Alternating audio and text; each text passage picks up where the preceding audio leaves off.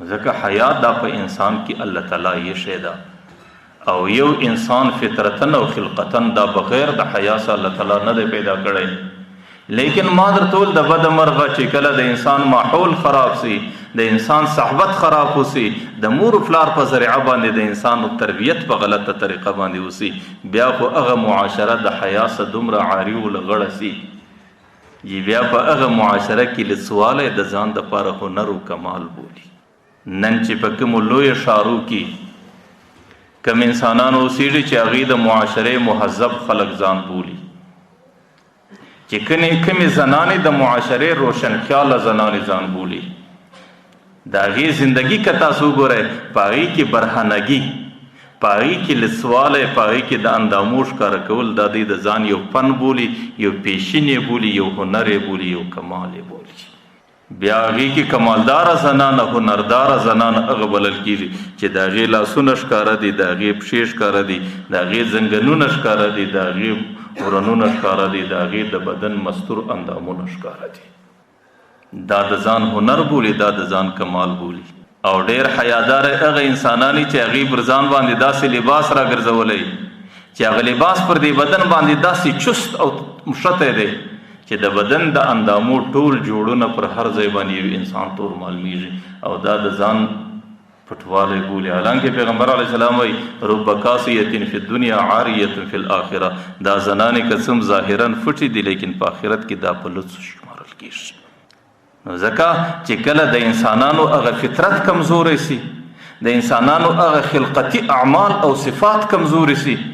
نو بیا په انسانانو کې د حیا بجای لسوالی، کمال او پیشین او هنر بلل کېږي. لیکن د انسانانو دغه فطرتي کمزوري،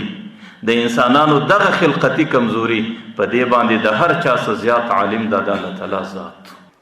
چې انسانانو کې خو فطرت کې خو حیا ده، لیکن د غلطو محولو په وجه، د غلطو ترتیبو په وجه به د انسانانو هغه خلقتي صفات، هغه فطرتي صفات کمزوري سي.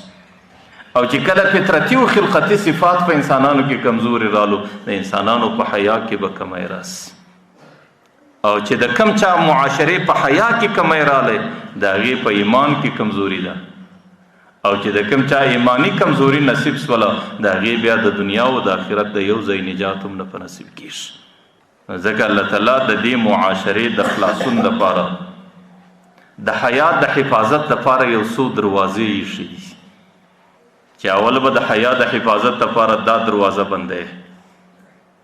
او د حیا د حفاظت دپاره الله تعالی یو څو بند ټاکلي دي چې کله دا بند در څو پورې ولاړې د حیا حفاظت دی، او که چیرې دا بند مات سو بیا به بې حیایي د سیلاب په شکل در باندې راسي.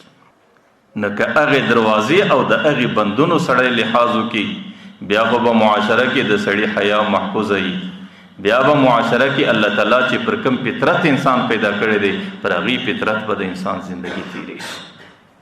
په هغې بندونو، په هغه دروازو کې اولنۍ دروازه د هغې ابتدا الله تعالی د سترګې څخه کړې ده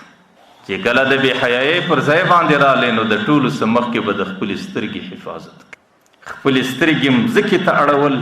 خپلې سترګې ښکته کول، د خپلو سترګو حفاظت کول.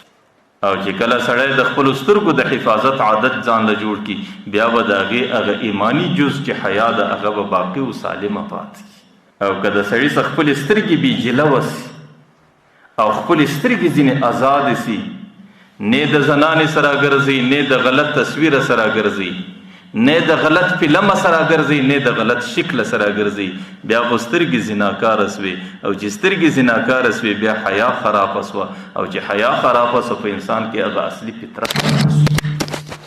او چې کله په انسان کې اصلي فطرت خراب سلو، بیا خو د انسان زندگی په بیکاره فطرتو کې راله، او د هغې زندګۍ خرابي بیا د انسان د هغې سره مخامخ